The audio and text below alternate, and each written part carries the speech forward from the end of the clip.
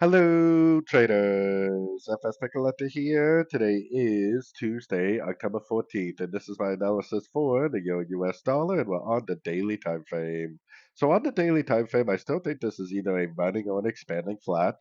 If it is a running flat, then we're likely in the ABC right now, so we're likely in the wave C already. A running flat, we would target probably the 100% because we'd be looking for a higher low. If it goes down to that area, breaks structure to the upside, then we'll know that it's a running flat. But it also could turn into an expanding flat, which would potentially put us down to the 161, 178. So if we don't get a break of structure and it just keeps on making lower lows, lower highs down to this lower level, then we know we're looking at an expanding flat.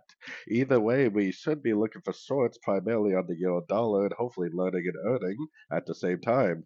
Now, unfortunately, I definitely wouldn't be trying to go short right here. I definitely would have been trying to go short at the end of this last 1, 2, 3 way pullback first thing this morning at the 50%. And then yesterday we also had a pretty nice little entry right here. And I'm pretty sure that was the 78% Fibonacci retracement of this move down. So unfortunately, the strategy right now is to either already be short, waiting for an exit, or the strategy to me is to be patiently waiting for more pullbacks, more Fibonacci bounces for more entries to go short. So anyways, don't forget to check out my website linked over here in the corner. And as always, thank you for watching and happy trading.